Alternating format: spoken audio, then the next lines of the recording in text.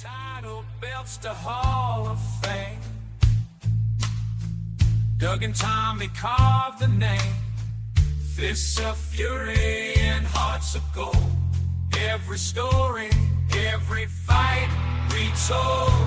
Tales of glory, laughter, cry. Tennessee warriors with hearts open wide.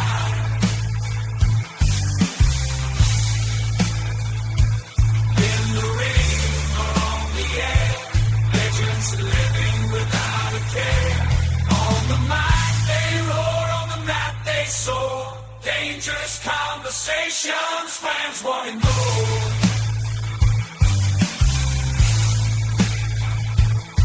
Guys, kings ruling the waves.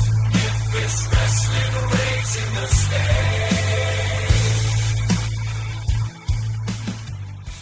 Hey everybody, welcome back once again to Dangerous Conversations with Dangerous Doug Gilbert and Tommy Wildfire Rich. Guys, we're going to have to start calling him Road Warrior Tommy Rich as much as he's burning the roads up these days, Doug. Shoot, man, he's keeping that car in the wind. No kidding. But it was a busy weekend this past when we went to from Myrtle Beach to Dalton, Georgia to Thomaston, Georgia, and then Sunday we were in Americus, Georgia, and then headed back Monday morning to Myrtle. It was good to be back.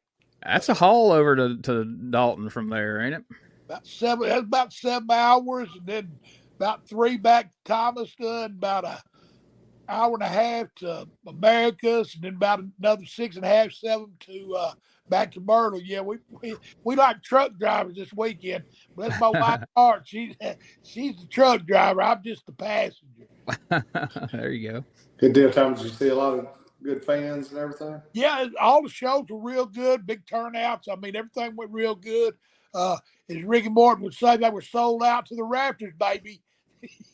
Shoot, I got you. He'd say yeah, he did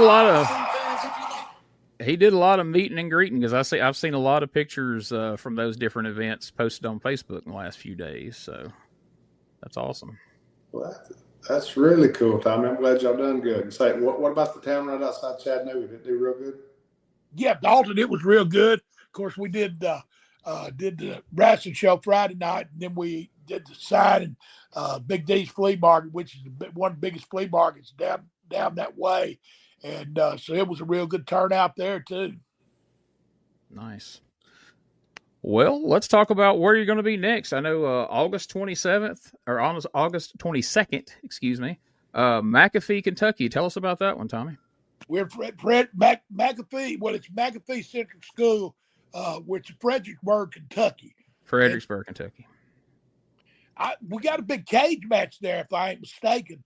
We're in remember I said something about a cage match? Yeah. Next night we're in Prestonsburg, Kentucky, and Rock and Roll Express is going to be there. So I got a couple of big cards coming up there. A lot of things going on. I mean, Wildfire Championship Wrestling, it's cooking a little bit.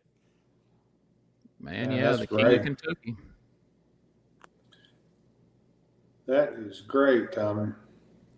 And then as we move into September, you guys are going to be at the Coffee County Fair in Manchester, Tennessee. Or at least Doug is, I believe. Is that the one that's just going to be you, Doug? Yeah, I'll just be there and everything. When that's supposed to be we're having a signing that afternoon, Gene. I'll be signing that afternoon and wrestling that night and everything. It's supposed to be a real cool deal. Some of my buddies have been at it years in the past years, and they say it's really neat and everything. It'll be the first time that I've been there, so it'll be cool in Manchester, Tennessee. Cool. That'll be good. Well, here's one that's not going to be the first time you've been to. September the 10th, Henderson County Fair in Lexington, Tennessee, and you both will be there. Man, I have a great time there, which Tommy, I don't think Tommy's been here the last couple of years. I had to get, he might have been Wildfire Championship Wrestling last year, but he had obligations and he couldn't come last year. And I think the year before that he had something else, but he gets to finally come back. Man, I really enjoy wrestling. You know, I mean, we really enjoy wrestling close to home. You don't really get to wrestle in your small city that you grew up in very often and everything. It's just a really cool deal to me. Every year I try to make sure I'm here and everything. It's just been cool. Like I said, past 10 or 12 years we've done this, and of crowd seems to get bigger all the time and everything, and everybody really enjoys the wrestling. Oh, yeah, and I'm excited about coming back. But he talking about the city. That's his backyard where that is. That's Doug's stomping ground. Yeah, he does shows all around there, and it's always exciting. Of course, I get to see. I was hung out in Lexington and all through Henderson and everywhere else through there. So I'm excited. I get all of Doug's friends come, which are my friends. It's always good. Some great wrestling fans too. They love some wrestling there in Henderson too. So yeah, I'm real excited. We got a big weekend that weekend too. We sure do, Tommy. We're going to be. Actually, on the 12th, we'll be in.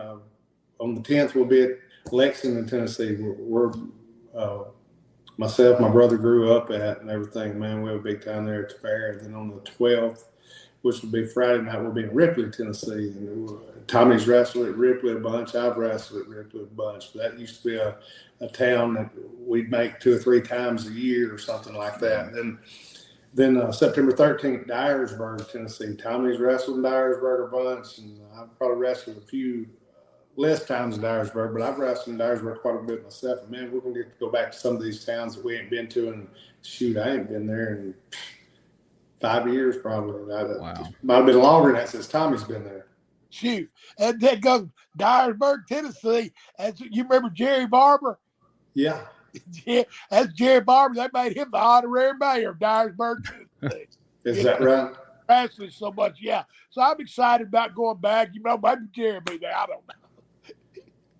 Man, the Memphis Mafia anniversary tour hitting all the hot spots there. Lexington, Ripley, Dyersburg. That's awesome.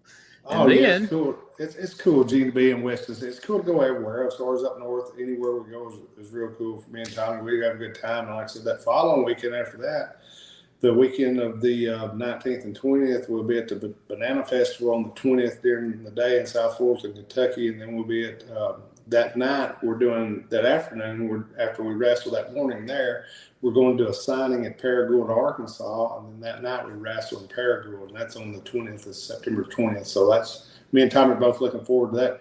Gene, have you ever been to a horror con? I have once or twice. My wife's a huge fan of horror movies, so I've been to a couple.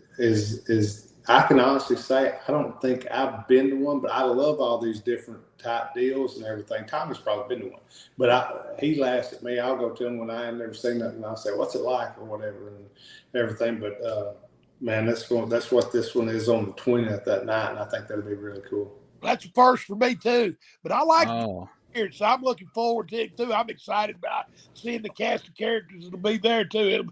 It'll be something to see. And of course, wrestling fans will be there. I mean, it's going to be a big afternoon. Hey, Gene, does that mean like if I wear my Freddy Krueger mask, I'd fit in? Or I was going to say, man, yeah, you bring Freddy, you can hit him up for double picture money there. I guess we might try that. Did we mention the 14th? I know we talked about Ripley, Dyersburg, the 12th and 13th. Did we talk about where you're going to be the 14th? I thought you was going to mention that. That's another Comic-Con, isn't it? Yeah, West Tennessee Comic-Con, Jackson, Tennessee. And that's going to be a big one. And hey, me and Tommy can't wait. We love Jackson. I mean, we do a lot of business in Jackson and everything. And we love the fans in Jackson. To me, the greatest fans in the world, from Memphis to Lexington, Jackson, all over Nashville. But I mean, Tennessee fans. I mean, not saying Mississippi and Kentucky fans aren't great; they're great also. But man, it's been a while since me and Tommy hit all these. Like we're fixing to be hitting them coming up and everything. And I'm just happy. Like I said, Tommy gets to come stay at my house, and we'll get out here and ride side by sides, do some things that country boys do and everything. Nice. Now, there's also word that the Honky Tonk Man's going to be there in Jackson. You guys get along? I know Honky Tonk Man stays cross with half the people in the industry. You guys get along with the Honky Tonk Man? Oh, yeah. That's what somebody asked me that, and I laughed. I said, I don't know anybody really that me and Tommy don't get along with these days. And I say that. Tommy's I could name a couple, but I won't. Yeah, I was going to say that Tommy will say in a minute, well, I don't like that son of a gun. But anyway, no, Wayne's fine. I laughed. One of the stories I told people is, after he left work for Vince, that time he was going to come in and work against Lawler, but then they couldn't come to no arrangements or a deal on money, I don't think. And that's when Jerry Jarrett had me to grow my hair out, and it was a funny, which I had my hair grown out, but he told me to slick it back and grow sideburns, which I don't have a beard, so he got me to cut the beard off, so I got sideburns down the side of my head. And he said, man, you will make a lot of money. I'm sending you with WWF to Kuwait. They need a new honky tonk man. He said, Vince is so pissed off at Wayne Ferris. Said, whoever he puts in this gimmick, he'll make a millionaire. And he told me, he said, I'll give you a couple of days to think about it. So I thought about it a couple of days, and I said, I don't think I'll want to do this, Jerry. And when Wayne come into the TV that day, I had my sideburns down here, and I thought, well, I bet I look like some hair slicked back. He said, so you gonna be my replacement? And I said, oh no, Wayne, there can't never be anybody to replace you. I always got along well with Wayne, which I'm sure, Tommy, you was around Wayne back when you started, right? Yeah, I see him at some convention stuff. I mean, yeah, Wayne's always been cool to me. I mean, he might be hard to deal with. I don't know nothing about none of that, but as far as just being one of the guys, I mean, I ain't never had no problems with him. I mean, Wayne's always been cool to me. The only thing I don't like, he's kin to Jerry Lawler, ain't he? He is. That's his cousin. First cousin. Oh, I was fixing to say, yeah, Tyler ain't got no problem with him. He got a problem with his family. Yeah, I don't even hold nothing against Jerry Lawler no more. So I ain't, like Dougie said, we ain't mad at nobody no more. That's the way to be, man. You don't need to carry around no anger with you. But I think Honky Tonk just does that on them shoot interviews just to sell those things back in the day. I don't think he hates as many people as he lets on. But speaking of interviews, you're going to have, Doug, October 3rd, a virtual signing meet and greet with Captain's Corner. Yeah, I meant to ask Tommy turnout about this. He told me Tommy was one told him to call me. I was going to ask Tommy. I need to tell him you need to be on there with me, Tommy. Oh, it's fun. You'll have a good time. That's cool. Are they? Yeah. You don't be on there with me or what? Well, I don't like them. Oh, you don't like them? No, I'm just kidding. He said it'd be good for you, Doug, but not for him. Right, exactly. That's usually the way it is. That's why I told him to call you. Hey, no, they a bunch of great folks up there too. Yeah. You'll have a good time. Hey, I don't mind being on there with you. Yeah. It's always fun when we're together. Yeah, we'll have a good time. And like Tommy said, Nick, he's a great guy. He come down to Knoxville from up north and watches Tennessee play football. So anybody that does that's older than me. Yeah, I know Nick. He's a really good guy. And then the following day, on October the 4th, that's when you guys will be at the Memphis Tiger game in Memphis for the big wrestling day up there. And I know you always have a great time with that. Man, I love that. Gene, I mean, people laugh when they say that. Really, I do. You can ask Tommy. I love it. We both love sports and football and stuff. But, man, it seems like that's a good time down there, and we're outside and we all kind of talk and we throw football around and everything. We're just gonna have a big time. And when he says everything, he, like we said, we do parties, and it's a party there that day too, man. A lot of tailgating going on and wrestling and football. I mean, it's a big day, and like I say, a bunch of great folks. I mean, they for that Memphis boy, and just to get to go and see, it's always a great time. And it's cool, Gene, to look right over there beside them. You can see the Coliseum, and there's so many stories that we tell about. Everybody's got a different story and everything, and it's cool. It's a cool day. Yeah, to look over and think of all the memories you guys have in that Coliseum, I can just imagine. That's very nostalgic, I'm sure, to be there and with your friends, and then be right there amongst the Coliseum and all those great wrestling bands.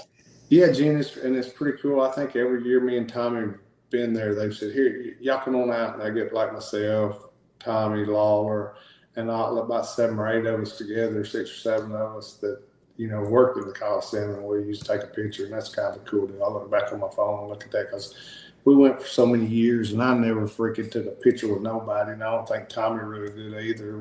We just took for granted that it was just something we'd see everybody every day. We didn't think we needed to have a picture with one another. But when somebody would say something about us taking a picture, we'd look at them and roll our eyes like they'd lost their mind, just because we were so used to, it wasn't nothing. We knew we was going to see each other every night. And and it ain't even nothing about age or anything. It's just I think we just took for granted so much. You know, we didn't think we needed a picture with each other. We was all so tight and everything. We just thought. Now we look at it and we think, dang, or I do. And a lot of people think, oh, you've been Marky Mark taking pictures, and now you look back and think, man, you know what? None of us took pictures. We didn't ever think. But I think one of the reasons we didn't was because we always looked at each other as the same. And I don't think people understand when I say that. You know, people say, oh, you're silly not taking a picture. It wasn't, we didn't take pictures. It wasn't because we didn't like one another why we didn't take pictures with each other. It was just because we saw each other every day. And it was like we thought, you know, that was going to go on forever. And basically, knock on wood, I mean, look, how many years you been working now, Tommy? You still today see 75, almost, well, right at 50. Wow. And I mean, so see, it's not a thing of, and like I said, I don't even know if it's a thing that's thinking Marky Mark or whatever, but just us thinking, you know, we're going to see these guys every day. And two though, I mean, as you get older too, but you look at some of this stuff, like when you go do these conventions and stuff now, and you look at some of the pictures they'll bring of some of the guys. I mean, I wish I'd have got one with Danny Hodge or Big Bad John, you know. But we just didn't do that stuff back then. Now, in today's world, I mean, you know, everybody takes pictures. And it was different. But I look back, I mean, I'd like to got a picture, you know, just with a lot of different people, you know. But like Dougie said, that I guess we took it for granted, didn't even think about it. You know? There's a couple of things to that. One, back then, everybody didn't have a phone that automatically had a camera in it that was just always ready to snap a picture. And then the other thing, too, is like those people that are asking you that, I mean, you could turn around and ask them and go, well, do you take pictures with people you work with every day?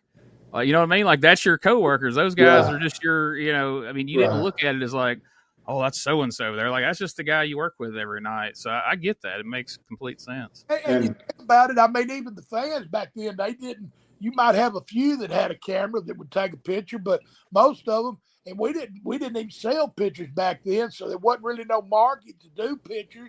So, I mean, it wasn't really on. The only thing we really did was the Polaroids. And, you know, I mean, that was just a memento for a fan to have because it wasn't really clear, you know. I mean, a 10, I'd like to have some 8x10s of just, you know, just of all of us together. Like Mafia. Gene, you know what I bought of Tommy's when he started wrestling? What's that? Just one of them round pins that had Tommy wrote on it. It didn't even have a picture of him. It just said Tommy on it. I stuck it on my thing, a little round pin. Y'all know what I'm talking about. I do. I had them on my denim jacket when I was in middle school. I'd go to those Continental shows. I had one with Nightmare Danny Davis, and I had one with Lord Humongous, and I forget who else, 3 or 4 of them. I couldn't get one of Eddie Gilbert because he was a heel and he didn't have buttons for sale out there, so I had to get the other ones. But I know exactly what you're talking about on that.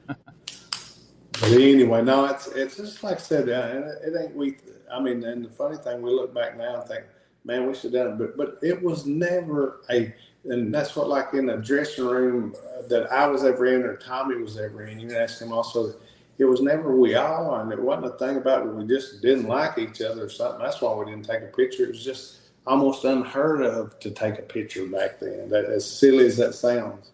And you think about it too, in a lot of them towns that we went to, I mean, you know, the Hills was on one side, the Babyfaces on the other. So we didn't do a lot. I mean, as far as with the Hills, we didn't do a lot of social life. Like in Memphis, you could talk to some of the guys, but other than Memphis and Louisville and maybe Evansville, the rest of them, you was in separate dressing rooms on the other side of the building.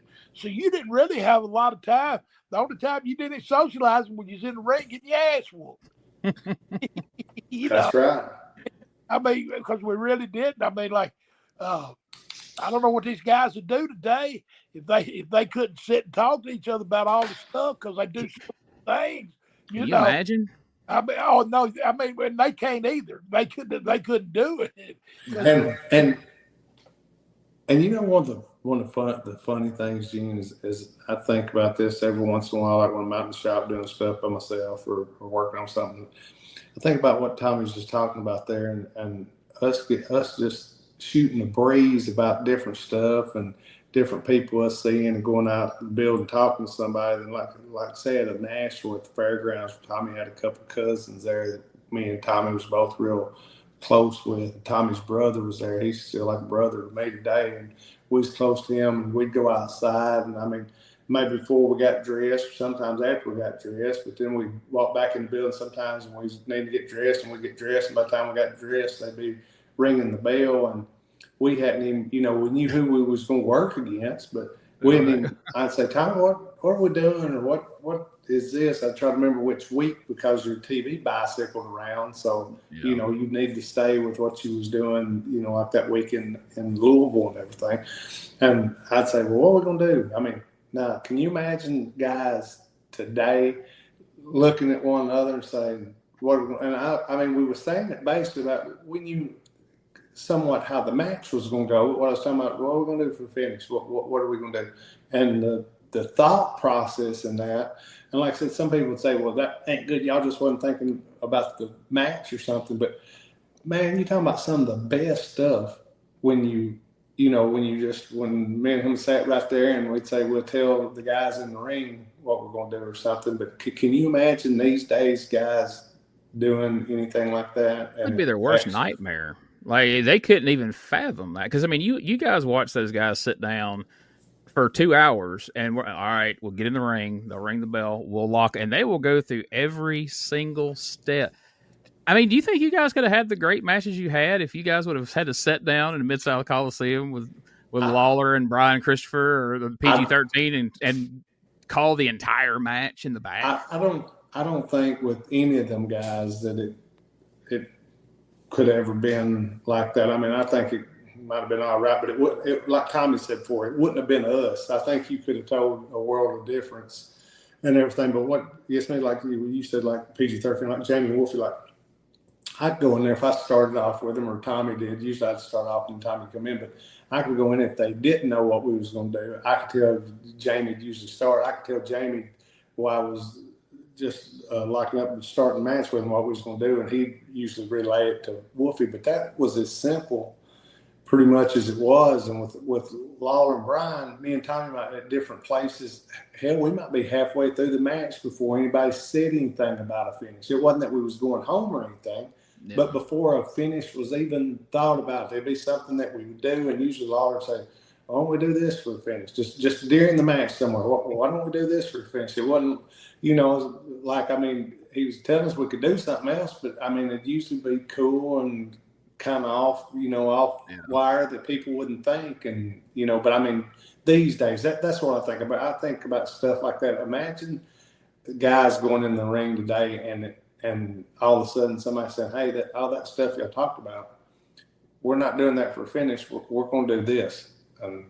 How do you think that would go? Do you think that would fly at all? They would freeze up. They would completely lock down. It would be. I mean, you see it in matches where something goes awry. Just as a fan watching it, you can go, "Oh, well, that spot didn't work," and then everything just falls apart because when this doesn't work, it doesn't lead to that, to that, to that, and everything just falls apart. So. But anyway, that's just life. There was one night you laughed at me and Tommy. We kind of had a routine, and we kind of usually go by it. Not that everything would go right or this was a thing, but mine and Tommy's routine was I'd kind of start the match, and I might go 3 or 4 minutes or something, maybe 5 or 6 sometimes, but 3 or 4 anyway, and I'd tag Tommy in. So one night, this was always the way it was. It's just kind of the way it was until this one night I decided I wasn't having the best of nights.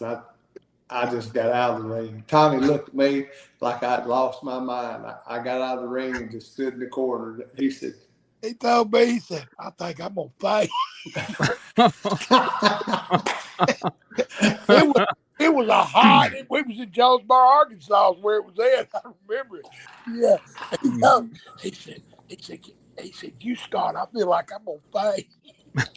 And I told Tommy, I said, I'm doing a little playing before the show, and anyway, but anyway, and because I knew, I said, dang, something wrong, because Doug always started. Yeah. And first I thought he's messing with me, and then I said, yeah, I'll start.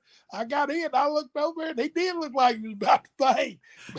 But he he caught that wind though. He was all right after a little bit. I was good after a little bit, but Gene, for the first little bit, and I told Tommy, he laughed at me a couple of times before I got in the ring, and I told him, after I finally tagged and got in, I told him, I said, you was going to laugh at me. I said, but I'll fix run to the back. He said, what was you going to run to the back for? I said, if I fainted, I didn't want nobody to see me. And he started laughing, so we started home that night.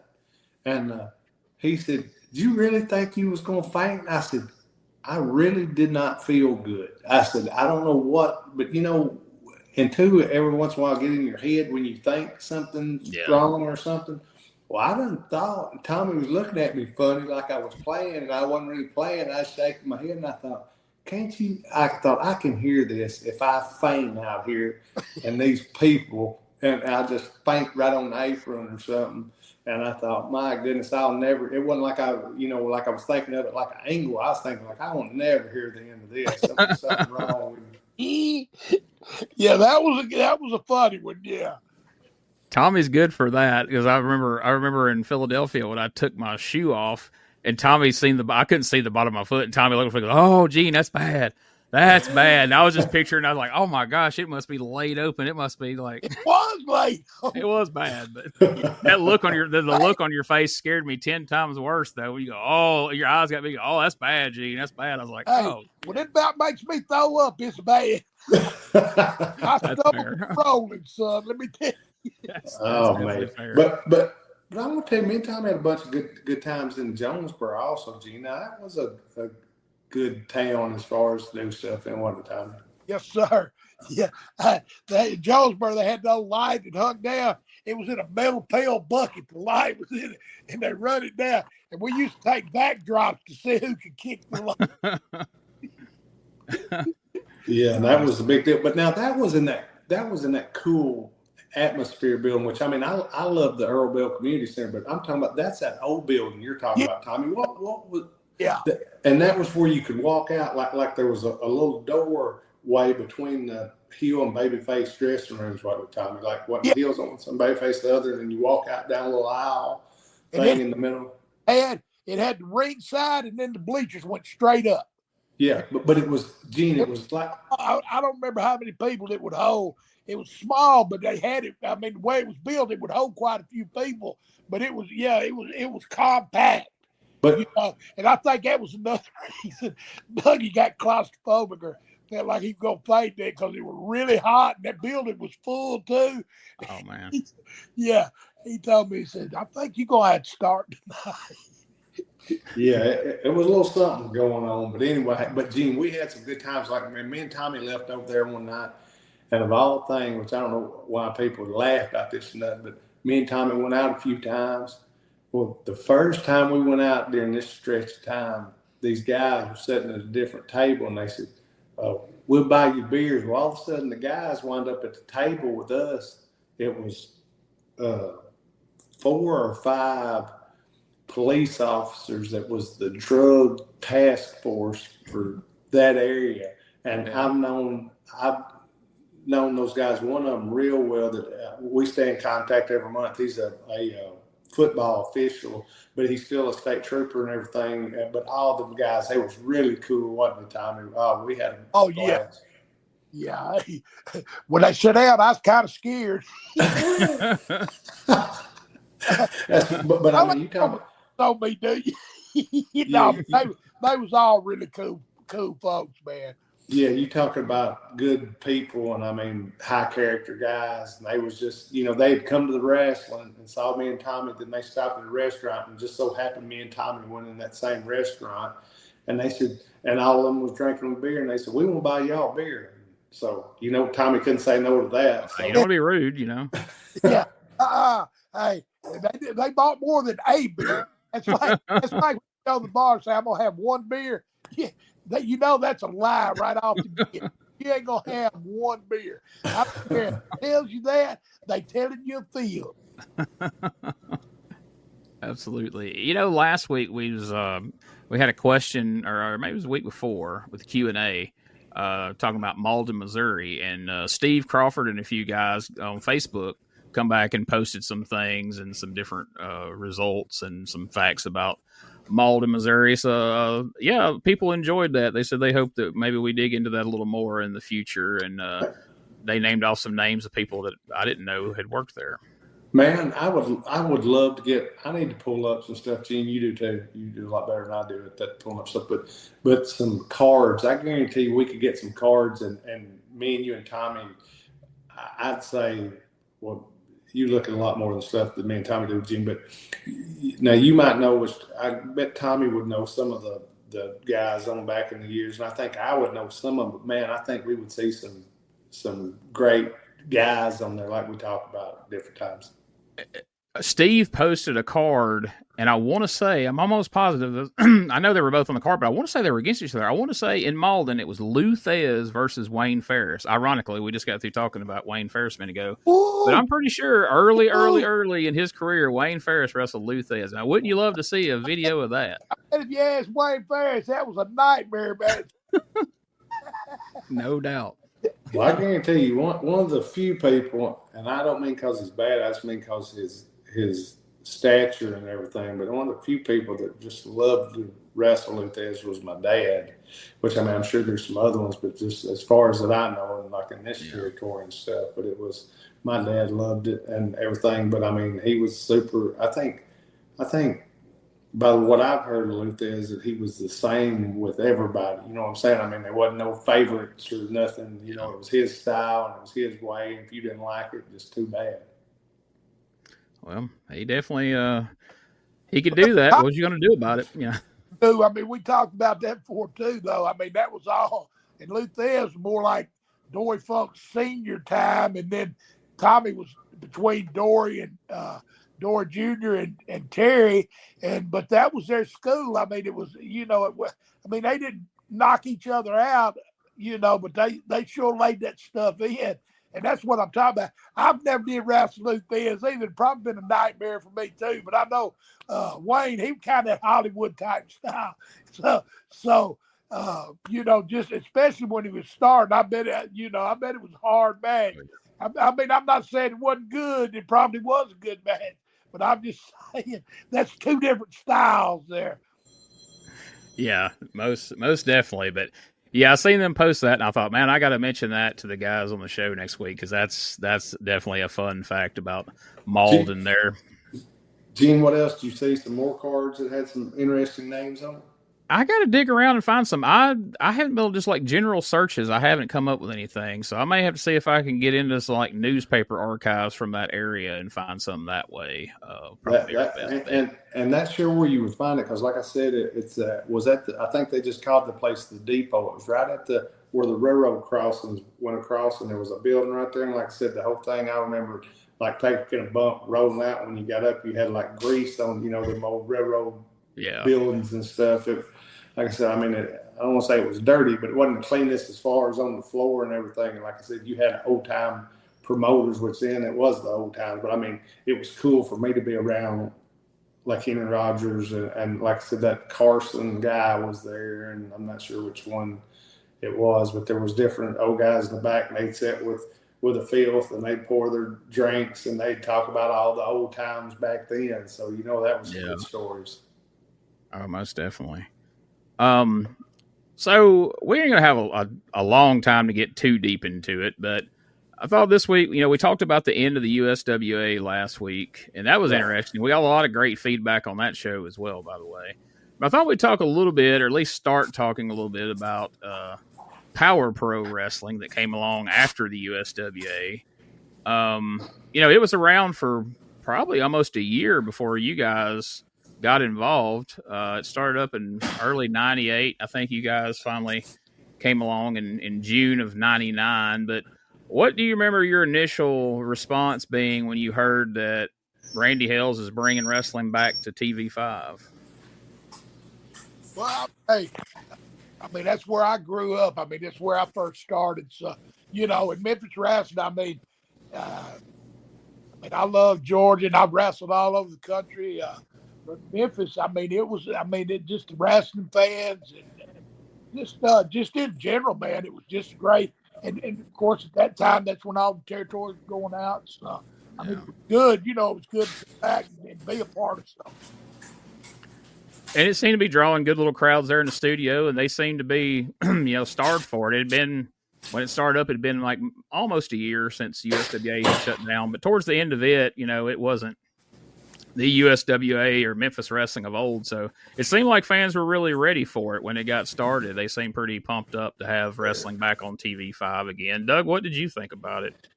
Well, you know what, Gene, as far as, and like you said, we covered last week, the kind of ending of USWA, to me, that was a historical kind of time. And then you're talking about now the Power Pro. What did I think of the starting of the Power Pro? Yeah, when you heard Randy Hales is starting up a new promotion that's going to be back on TV5, what did you think? You know what I was really enthused and happy because I knew, and I think Tommy will say this too, he would say it in different words than I will, but I was enthused that Randy was doing it because he's a guy, a history guy that I think studied Jerry Jarrett. And I knew he always loved Lawler and everything, but he knew this territory. And he knew the feeling of the territory and what made it draw, if that makes sense to you. That's what I've always felt about Randy. And it's a funny thing, which I had him on. Grew up in Jonesboro. I mean, he was a kid selling programs. I mean, he grew up in the kids. I mean, he knew anything, every in and out of wrestling in the Memphis area. He was aware of it because he started as a kid, just like Eddie and Dougie and everybody else.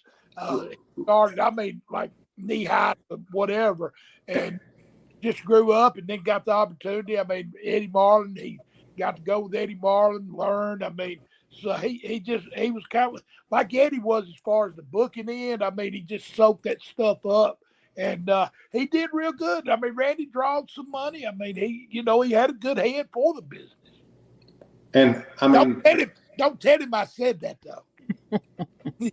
yeah, please don't. But anyway, what I was saying and what Tommy just said, it's kind of the same thing. He was around Eddie Marlin from when he was a kid, from Eddie to my dad to different ones. And I mean, he had great guys to learn this business from as far as territorial wise and everything. Because I mean, anybody can say whatever they want, but I mean, when Jerry Jarrett broke apart from Nick Goulas, he had, like I've told you before, he told me, Gene, there was 5 guys that he wanted, and I can't remember all 5, but he told me he would always be thankful to my dad for going with him because he thought my dad was one of the 5 that he needed.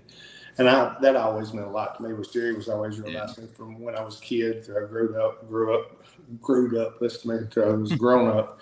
And, I used to go when I was a young kid, 5, 6, 7, 8 years old, to my mom and dad would take me with them up to Jerry's house, and like Jerry and Eddie Marlin, my dad, they'd go fishing, get up before I did in the morning and go. That's the only thing. They'd make me mad. They'd go fishing before I woke up, so I couldn't go with them. But, they, like I said, Randy Hales had that bunch to learn from. So, I mean, if he's going to have guys to learn from, I mean, that was a good bunch to learn the territorial wrestling business. And it was a little different business model this time around. It wasn't really going to be a territory. It was mainly focused around the TV, and then he was going to run some of the smaller towns that USWA had ran. But it wasn't going to be, Lexington, Evansville, even Nashville for that matter. And Gene, we could get Randy on here with us, and he would tell us point blank. But you might know, we might not have to, but I think he had a good TV deal with Channel 5, right? I mean, I think he had a good deal where they was paying him money to do it, and I think the TV was drawing good ratings. Yeah. Like I said, the fans seemed kind of starved for it. They hated that it went away because before USWA died out, it had moved to like midnight or something. It just wasn't what it was, and so this was back in the old time slot. It was live, and you had Dave Brown up there, and Lawler and Austin Idol and Bill Dundee were all there for the first episode, so it felt like a revival. Hey, Gene, we didn't really say this last week, I don't think, but you do know why they actually lost the TV or whatever, right? For USWA, I don't mean Randy, I'm talking about the USWA deal. They wound up, when they all got into it, some of them brought like security in with, which I mean, I know they had their, I guess, gun permits or whatever, but some of them come in there with guns on them. So the TV station, you know, they wasn't going to be liable for any of that. So they said, shoot, we're just going to have to pull the plug. So that's why, you know, when Selker and Larry Burt, and then when they lost that deal, that's what, I mean, they wound up being, I don't think we said this last week. I know I'm getting off topic, but I was just thinking about it right then. But can you imagine people coming in and having guns on their side, and one group having a gun on their side and other groups having guns on their side, and it being pro wrestling? So you know, I mean, these guys think it's kind of a drama, I guess, but then the people at the TV station, it's been on for so many years, they know these guys really don't like one another. So can you imagine how that would have looked back then? But then we can jump on, like I said, I know I got off of Randy, but man, I just thought, you know, it had so much potential because Randy knew there's bad TV, there's just TV, and there's great TV. And Randy knew what good and great TV was. So, I mean, I was hoping, and here's the thing, I think you said this last week and Tommy did too, is, Gene, you can have good TV or you can have great TV, but what is one of the main things that makes it? Now, there's a few things that go into it, but one of the main things that makes it is your talent, right? Oh, absolutely. So, and I think Randy did, and I'm not sure you could tell me what you just said. All the guys that he brought back for the first TV, right? That was the first TV show, and you said that was a who's who of lineup, right? And it was a good mix because he had some of the young guys that he was going to be using in there as well. But then, you know for the people who didn't know who they were yet, he had the guys that they wanted to see. You know what he told me about it? What's that? He said he wanted to get all them guys on first. He said he's going to wait and bring the real stars when he brought me and Tommy in. Well, that's what I was going to ask. You know, it kicked off in '98, and it was almost a year, June of '99, before you guys show up. So I was kind of wondering what was that about? Was that his call, y'all's call, or y'all busy doing other stuff? Hey, you probably ain't going to believe this, but I put Tommy in charge of negotiating. And I didn't know if that negotiating deal was ever going to come through. I heard from Randy about 3 or 4 times, and I talked to Tommy once or twice, and he laughed. And I said, "Are we getting closer?" So Randy would tell me yeah, and Tommy would tell me no. So I ain't sure if my agent had different ideas than I did, but that's still during the time I was going to Japan some, and Tommy was staying busy as he wanted to, but I think when the time got right, Tommy got us a deal. Well, and too though, that's when Dougie was going doing his thing in Japan, and 96, 98. That's when I think I was in ECW. Yeah. So you know, and everything kind of slow. Of course, Dougie was just going back and forth, but I was up there every weekend, and anyway, you know, it just all fell into place. I mean, it worked out good. And Gene, now did we tell you this last week or sometime before? It seems like I've told you, maybe Tommy might have said to you. But, you know, we tried this with Tommy and Randy negotiating, and like Tommy being Randy's assistant booker at one point when Randy was the booker, because now Randy's a mellow guy and he don't like drama, which don't none of us, but now, you know, a booker has got to be a bad guy once in a while, got to fire people or anything, right? So Randy didn't like to be the bad guy. He just liked to get along with everybody. So we decided one night when me and him and Tommy were sitting down talking that he needed a bad cop. And the baddest cop there was, which everybody respected Tommy because he'd been around a lot longer than all of us had. But I mean, everybody respected Tommy. It didn't matter how old they was or whatever. So Tommy said, I tell you what, I'll take care of that part of it with you, Randy, whenever you need to let somebody go, because he's wanting to let about 2 or 3 people go. Tommy said, just tell me who they are and I'll go tell them. So Randy said, you serious? And Tommy said, yeah. So about that next week, when he told Tommy went and told 3 guys and give him, but Tommy was nice to him. So we'll give you 2-week notice and everything. And they give 2-week notice. Everything was fine. Nobody said nothing or anything. I'll be damn, about 2 weeks later, Tommy walked over to Randy Hales and said, well, I had to let somebody else go. He said, well, Randy looked at him kind of funny and shook his head and said, well, I didn't tell you to let anybody else go. He thought Tommy didn't give somebody else for 2 weeks. No, Tommy said, I'm firing myself. He said, it's the first time this has ever happened. He said, but I know I'm your assistant booker, but I've given my own self my notice. So I'm in 2 weeks, I'm going to leave. And I'll be damned if it wasn't about a month. You did, didn't you, Tommy? Yeah. And well, I said, I'll be dang, Randy, that backfired, didn't it? Randy thought I was kidding. Yeah, Randy thought he was playing. I said, no, he's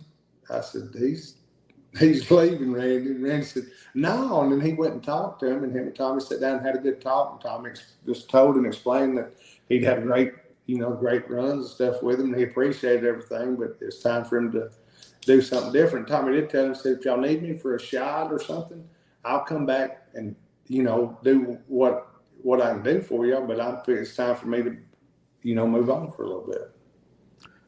So we'll talk about a little bit of some of the stuff that went on when you guys first came in.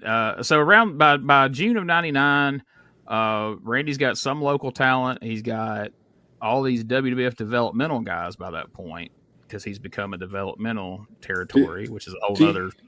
Gene, did you look up some of these guys that he had there from WWE? This developmental, like Gene Kulka. I was trying to think, am I saying his name right? Gene Kulka. Glenn Kulka, Glenn big old jacked up guy in the camouflage pants. Yeah, but now was he the one? There were so many different things. One was a hockey player, and but they was like all sports type guys. I think one was just a muscle, or a couple of them just muscle members. Yeah. But a lot of them played different sports. I mean, they had different sports backgrounds, but that's when Vince would just hire, if you looked, huge or just jacked up or whatever, Vince would put them under a contract and send them to us. And he was just hiring people from an 8x10, right? He didn't actually watch it. That's exactly right. And Bruce Pritchard come to TV one day, and he come in and he said, "Hey, Dougie," and I said, "Hey, Bruce," I said, "Man, I need to talk to you before you leave." And he said, "Okay." Well, we got before he got ready to go, he said, "Come back here and talk to me." So we went and sat in this little office room, and he said, "How's things going?" And he said, "What about my guys? How are they doing?" And he named about 4 of them. And, I'd worked with each of them a couple of times. And I said, "Bruce, they need training." I said, but my only concern, I want to help y'all and them as much as I can. I said, but I would like for them not to hurt me. I said, I've never been one to say, because I was always taught and everything, when we trained, you wasn't, if you thought about getting hurt, you didn't need to be doing it anyway. But by this point, all them guys, Gene, they absolutely knew nothing about wrestling, not one iota about wrestling, and they would hire them and send them straight to us without them having a match, and then ask us to go in the ring with them. And these guys, like I said, they benched 400 and 500 pounds, and they were just strong as bears. Didn't know how strong they was. And like I said, they was great athletes, but not at all wrestling wise. Yeah. Great. And I don't mean that no disrespect, but they had never wrestled to know how to wrestle. Yeah, I mean, you don't know what you don't know. I mean, until you get trained. But I did ask Bruce. I said, "Bruce, the only deal, like I said, I've never said about getting hurt." And I said, "But look," I said, "I want everybody to make money." I said, "But do you guys, for us, that's kind of training these guys, do you think we should get took care of a little better?" He said, "Let me talk to them." I remember, which Bruce was funny, which I always got along there with him. He said, "Doug, you got a good point. Let me talk to these guys about this." I thought, I don't think that conversation ever really happened, Gene, but I laughed. Got over me, though. Well, it makes good sense. You would think that'd be a consideration. Yeah. Yeah, but they did want people that had experience to help the guys. But, I mean, their main goal was to make sure those guys got better. It wasn't about us or anything. So as you came in, originally, the dirty white boy, Tony Anthony, comes in first. And then, Doug, you show up to save him from an attack by this BSK, which was J.R. Smooth. Yeah, a.k.a. Rikishi, a.k.a. Fatu, different. I was going to just let people guess and see if anybody could guess who that was. But I wonder if anybody still these days would remember that. J.R. Smooth. Remember wasn't Umaga with him? And, yeah. I mean, and then there was another. There's like 3 or 4 of them. The one who's Rosey. Roman. Yeah, Big Rosey was Roman Reigns' brother. Right. He was with them. They had a whole band for it. It was like 3 or 4 of them. I mean, and that's when they was just trying to find him, a junior something to do, a gimmick and something to put on him. But man, he worked hard with me and Tommy, didn't he, Tommy? Yeah. Yeah, all them guys, I mean, they worked hard. And of course, in different style, them great big old boys. I mean, Memphis, it's a lot different styles. So it was hard for, just all, especially with them learning, and them big boys too, but it was, but they was all good. Shoot, all of them were good.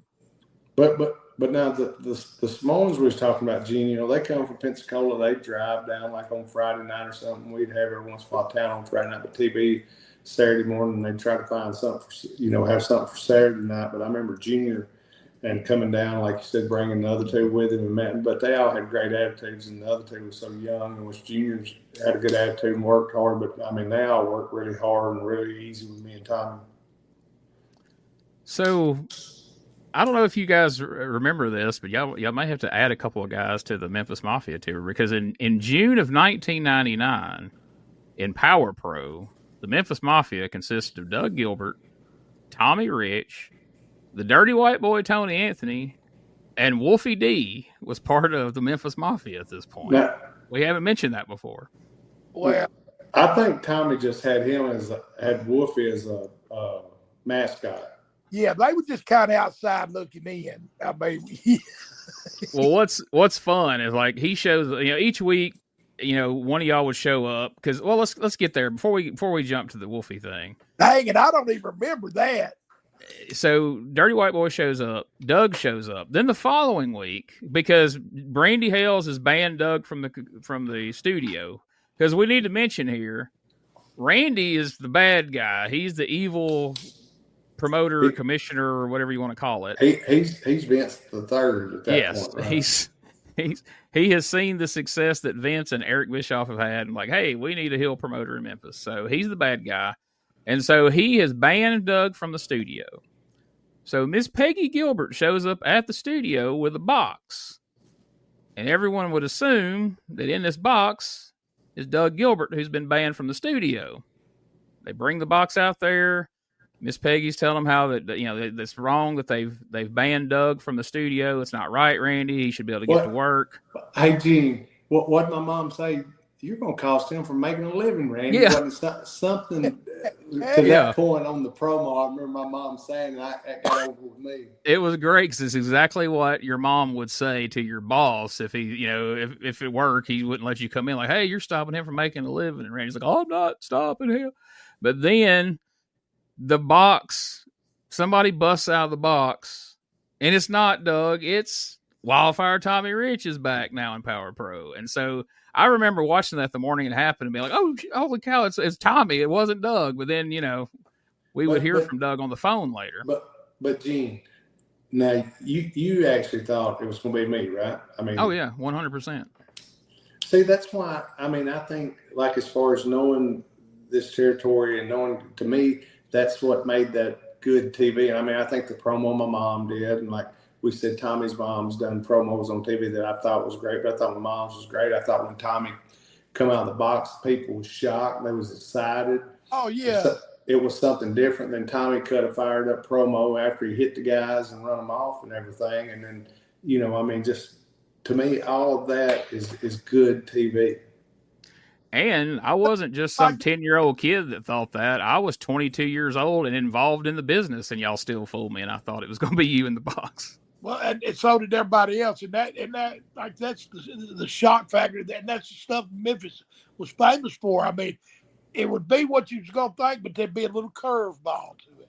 Yeah, and it was like, Gene, we talked about this, and it had said, we're going to do something and put you in something. I said, no, that's exactly, what the people, which me and Randy went back and forth about different scenarios, how to do something right there. And I said, man, the perfect thing would be, I said, if we got Tommy to do it, I said, we'll get over with the people. And that's what I'm saying. And I remember, I know he had different revenues for money, but he had the money to pay Tommy and to fly Tommy in and to pay Tommy for that and everything. So I'm saying he was doing good on his TV and his shows and stuff, because I remember him saying, we can get Tommy. And he said, that would be the best thing. And I said, that would be the thing that makes the people talk.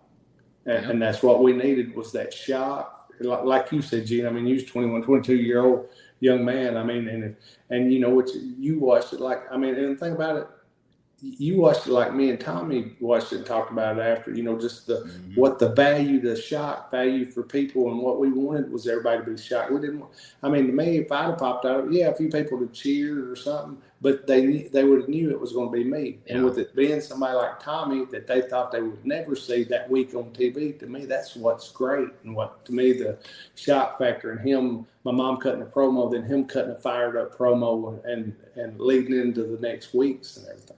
And at the same time, they knew we were like family too. So yeah, as bad as they wanted to see Dougie come out of that box, they were more shocked for me to come out. But it all related to each other too. You know, I mean, it's like Peggy coming out and cutting the promo. I mean, you know, and hey, we got the greatest moms in the world, man. You know? We sure do. For us, you know. Y'all got the Memphis Mafia with the group of moms that hit the TV, but like so what was funny to me is like, and so over the course of the next couple of weeks, you know, Doug's there, Tommy's there, and then Dirty White Boy and Wolfie, they're calling you Memphis Mafia on TV. Hey, y'all are kind of thrown together. You didn't even say nothing about him kidnapping Tony's woman, did you? No, that's how you came in, wasn't it? It was in the midst of that, wasn't it?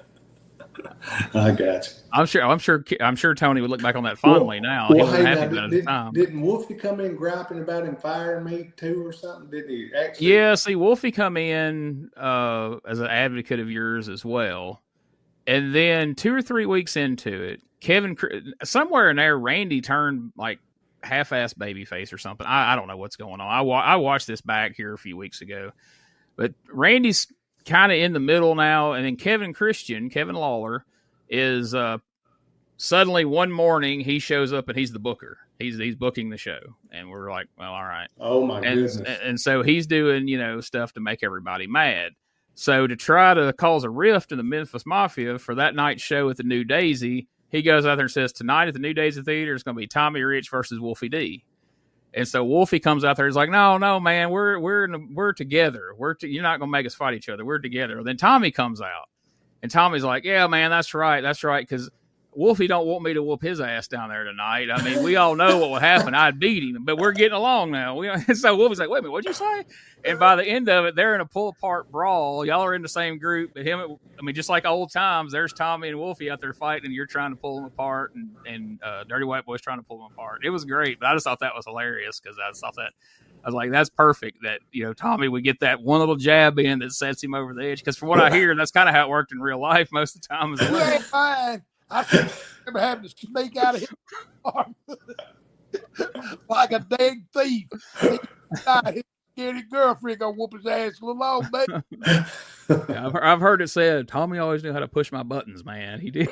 That's all I could think when I watched that segment. I'm like, yeah, that was a legit segment right there. He just played off what really happens. And we'd be riding in the car next day. He poked me on the leg. He said, leave him alone a little bit. But it'd just be fun for me. I'd just be playing, but Wolf would he'd get so serious, and that's what would tickle me. But in all reality, Wolfie really respected Tommy, and he'd listen to him and everything. That's what I'd laugh at. That's why I told Tommy, I'd say, well, don't mess with him, because Tommy just be messing with him a lot of the time, but Wolfie'd take it so serious and get his feelings hurt and stuff. But it's because he respected Tommy. I think that's why he was like that so much. Oh yeah, to this day he loves you guys, and he tells me all the time he wish y'all talked more and all that kind of stuff. So yeah, no doubt there's no ill feelings there at all.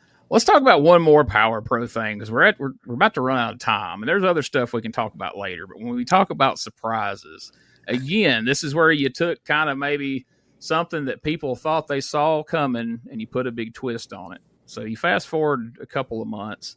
Now you're crossed with Brian Christopher. And once again, they bring the box out there. And they say they got a surprise for Brian Christopher. And Brian's like, no, I've seen how this plays out. And he takes a baseball bat. He just bashes the box all to pieces. but there's nobody in there.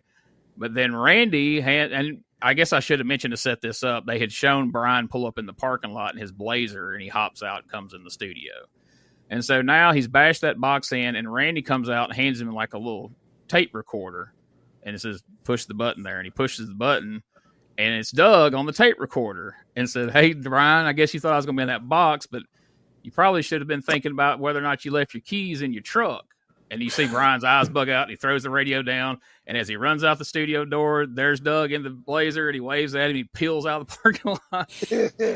But and listen, Gene, like I said, there's entertaining TV, good entertaining or great entertaining TV. Then there's just TV. Then there's bad TV. Now, just the thought, and I mean, what we're saying, as simple as that is, Gene, to me, that's good entertaining TV. And I mean, that's what we was going for. But the whole thing is like Tommy has said before. I mean, that is just, it's personal. It's the thing about the box, and he's going to beat me up with a bat, and there ain't nobody in the box, and then the tape recorder, that's, to me, that's good old Southern TV. I mean, don't you think, Tommy, as far as, I mean, you can do it. Of course, y'all went a little heavier when you and Eddie run over Lawler. But just stuff, I mean, and you watch stuff they did on that, like in the car stuff and all things. All of that stuff originated in Memphis. I mean, it's, used to back in the day, you'd hear folks, like in these other territories, knocking a little bit. But then you look around, they'd all be doing it, Yeah. So, I mean, because it was easy stuff. I mean, didn't nobody have to get beat up with the box that day, and Dougie drove off in his car. Nobody got hurt. Nobody got hurt, but the people wanted to see the match. Yep. So that's what it was all about. And Gene, it was keeping the heat on the heel and the baby face over. I mean, our goal all the time, mine and Tommy's, which should have been everybody's, and I think it was a lot of people, not everybody's, but a lot of people, was keeping heat on the heels. The baby face is over. It was never to hurt. What would it help me and Tommy? Basically, what would it have helped anybody other than somebody with a big ego just to make somebody look bad? If you're coming back with them trying to draw money, what helps anything with making someone look bad? Nobody wants to. If you've made them look bad and devalue them, then nobody wants to see you wrestle. There's no need for somebody to buy a ticket. That's what I'm saying. And I would have never used to say this. I guess I've listened to everybody. But if you would have said the Tommy Rich brand or the Doug Gilbert brand or the Gene Jackson brand, we all want our stuff to be good so we can draw money, so we can make us all money. Not just me, you, and Tommy. Everybody. We wanted everybody to make money because we knew if everybody wasn't, then they was going to look at all of us. But like I said, we wanted our brands to be good. Don't get me wrong. We wasn't going to try to be cocky. Well, we was going to be cocky because you had to be. And people would say maybe we was self-centered. I never thought we was self-centered, but we done a good job making people think that. Yeah. The bottom line is, I mean, it's always been in this business, and I think that's what we miss a little bit in today's world. Except when you look out on the streets here, all the bad things that are happening, but it always has been good versus evil. I mean, or bad versus good, whatever how you want to say it. And I mean, when we were baby faces, hey, we were baby faces, which I love being a baby face, but I enjoyed being a heel too. Because I've seen guys like Daddy Hodge and them guys. I mean, it's a crazy Luke Graham or some of them guys.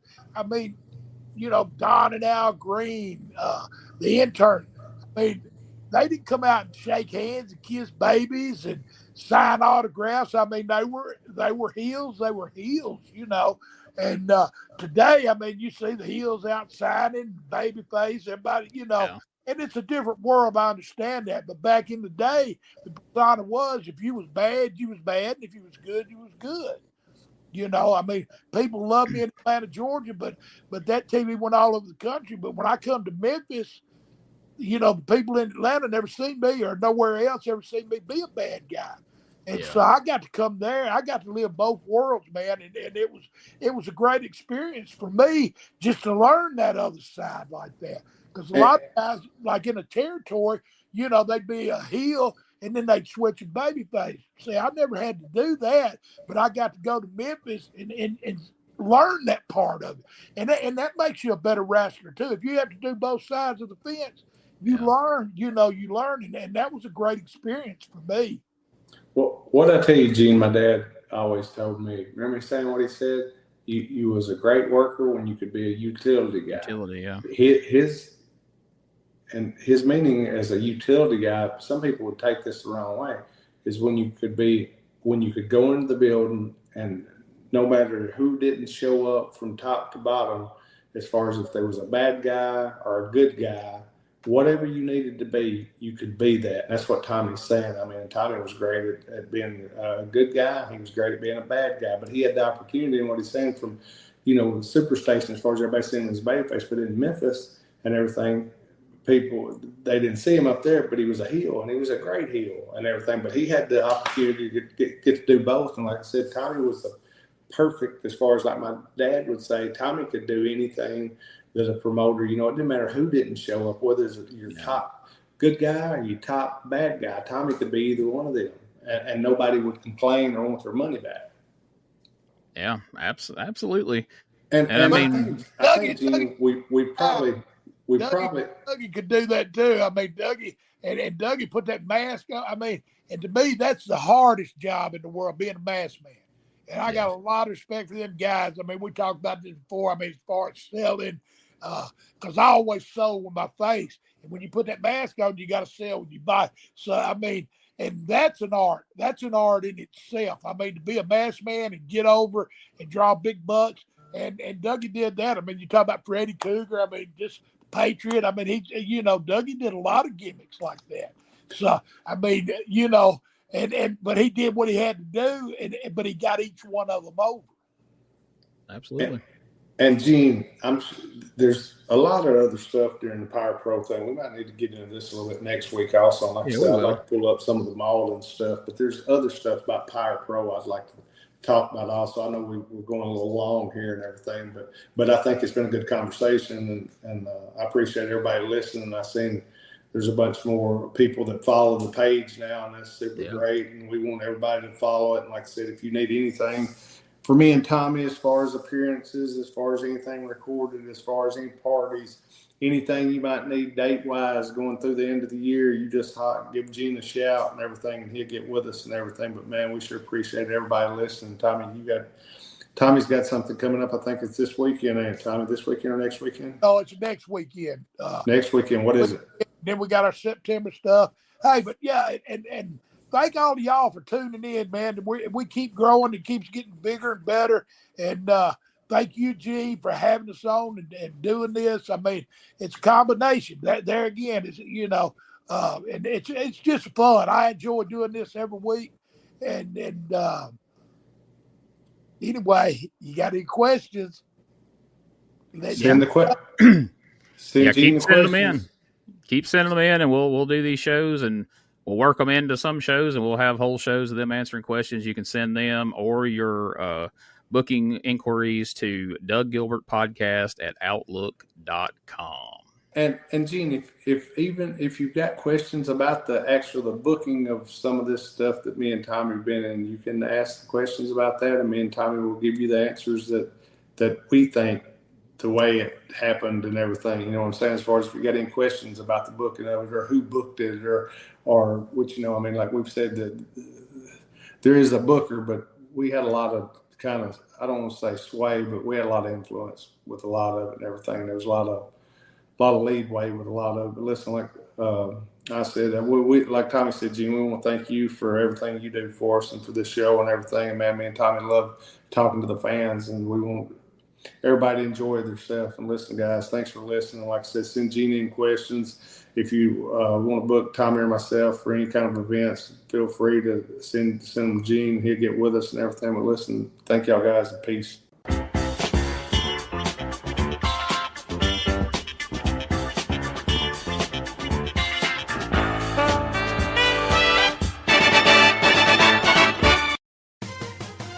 Relive the glory days of Memphis wrestling with the Retro Wrestling Review USWA podcast. Each week, we go back in time to review USWA Championship Wrestling from the 1990s, episode by episode. Join us for watch-alongs, behind-the-scenes stories, and exclusive interviews with people who were there and lived it. Whether you grew up watching it or you're discovering it for the first time, this podcast is your ringside seat to Memphis wrestling history. It's all a part of the WrestleCopia Podcast Network. Listen now at USWApodcast.com. In the heart of Tennessee, born with pride, Doug and Tommy taking rings in stride. Memphis legends never backing down, wrestling warriors, they wear the crown. USWA, glory in their veins, fighting legends breaking chains. In the square circle they made their name. Podcast champions, it's their claim to fame. On the mic they roar, on the map they soar. Dangerous conversations, fans wanting more. Podcast kings ruling the waves. Memphis wrestling raising the stage. From title belts to Hall of Fame, Doug and Tommy carved the name. Fists of fury and hearts of gold. Every story, every fight retold. Tales of glory, laughter, cry. Tennessee warriors with hearts open wide.